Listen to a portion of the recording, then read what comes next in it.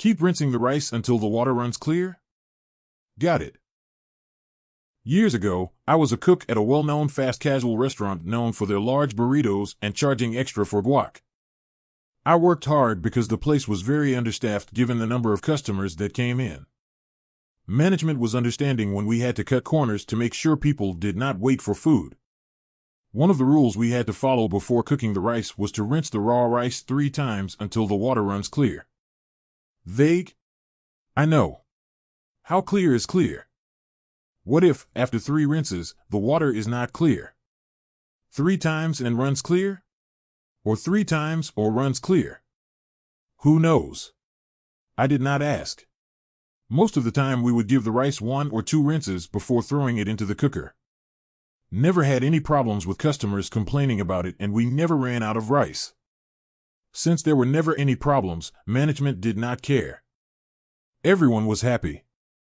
That is until, one day, Miss Manager decides it is time to enforce every single rule exactly. Not sure why.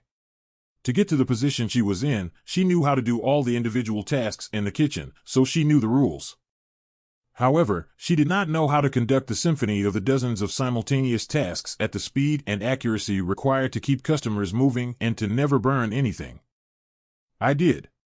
She did not know which corners were okay to cut and which ones were not. I did. As I was getting ready for the busy shift, but the kitchen was not in busy mode yet. I am rinsing rice and Miss Manager approaches me. Make sure to rinse the rice until the water runs clear. I look at her and respond, I always do. She knew I was lying, but she knew why. She knew that it would take longer to make the rice. But I was the only one who could make sure that rice never runs out. Her life would be hell if we ran out of rice. She had a chance to let it go. She did not, though. Mr. Cook, I know you don't follow that rule. Keep rinsing the rice until the water runs clear and before you put this rice on the cooker. Come find me and show me that it runs clear. I looked at her with a straight face and replied, keep rinsing the rice until the water runs clear? Got it. I began. Fill the pot of rice with water, agitate the rice, pull out the perforated part of the pot, and dump out all of the cloudy water. After 3 times, the water still resembles water skim milk. I look up. She is watching me. She asks, does that water look clear to you? It was rhetorical.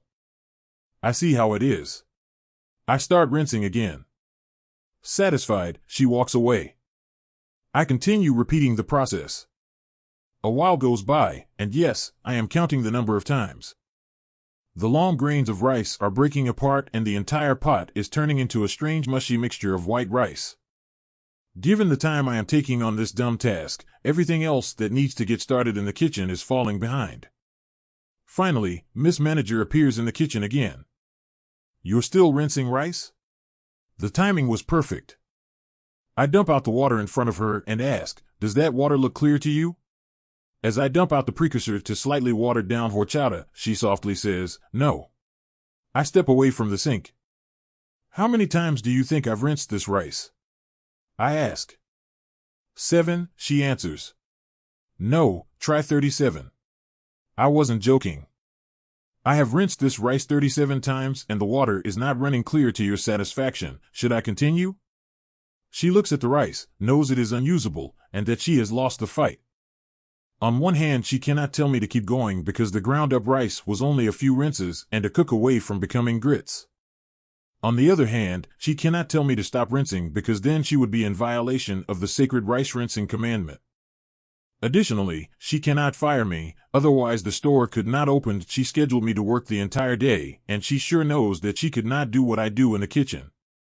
Fine, she relents. Get back in there and make sure we're ready when it's time to open. I laughed to myself as I went back to work. I win.